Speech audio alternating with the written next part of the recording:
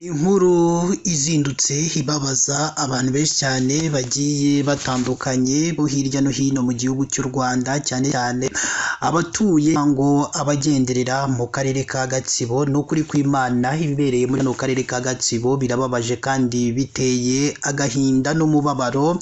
Mana y'isi n'ijuru, mbega ibintu bibereye muri kano karere ka Gatsibo.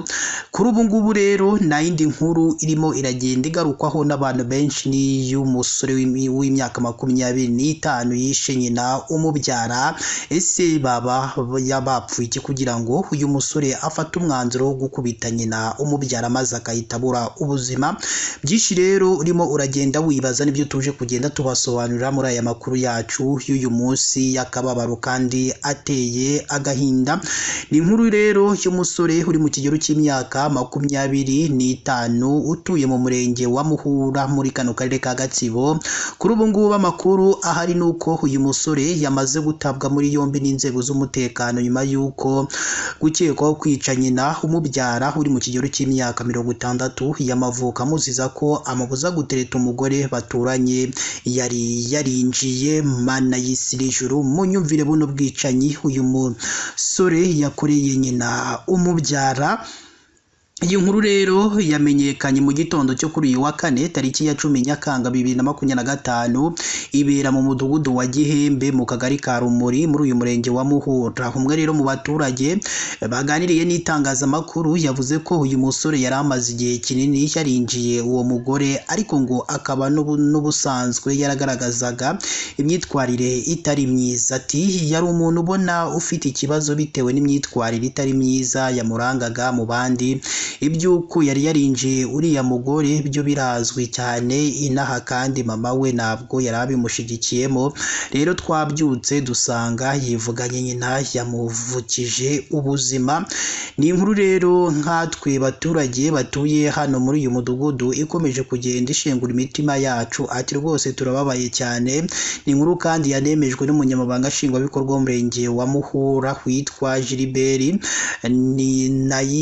Nayigize Gilbert, aho nawe yavuze ko uyu musore hari umugore baturanye yari yarinjiye umubyeyi we ntiyabimushyigikiramo, undi aho kugira ngo amwumvire ahubwo ahitamo kumwicisha umuhini. Mana y'isi n'ijuru, mbega ibintu uyu musore yakoze. Uyu munyamabanga nshingwabikorwa rero w'uyu murenge yakomeje agira ati umwana yishe nyina. Ni umusore uri mu kigero cy'imyaka 25 yamwicishije umuhini avuga ko hamubuza gutereta umugore yari yarinjiye baturanye. Ni umugore w'ibana yari yarinjiye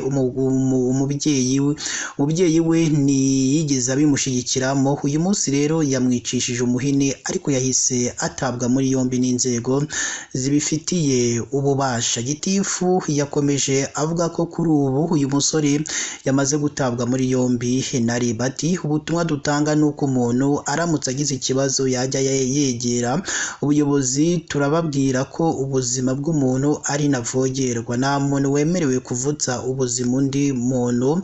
Buri wese akwiriye kubaha undi, noneho ababyeyi bo bikaba akarusho kurushaho. Kuri ubu umurambo w'uyu mubyeyi wajyanwe ku bitaro bya Kiziguro kugira ngo ukorerwe isuzuma mbere y'uko ushyingurwa mu cyubahiro. Mbega amakuru ababaje, mbega amakuru ateye agahinda uyu musore yakoreye nyina umubyara.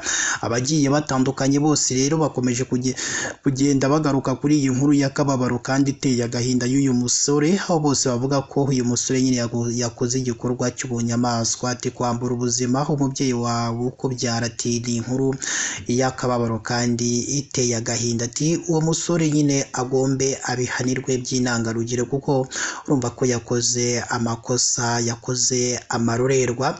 Abantu bose bati ese kubera iki koko umuntu afata umwanzuro wo kwica nyina umubyara, nyina wamuzanye ku isi, none koko ikino nicyo kintu yaba mwituye cyo kumwica, akamwica urupfu rw'inkuru.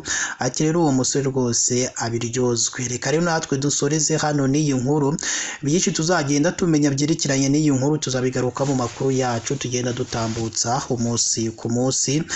Reka tubabwira ati Imana yo mu ijuru ikomeze ibane namwe kandi mwibuke kuduha ibitekerezo byanyu, hatangirwa ibitekerezo maze mutubwire icyo tugomba guhinduramo ndetse n'icyo tugomba kongeramo kugira ngo nyine ibintu bijye birushaho kugenda neza cyane hano kuri KN Radio.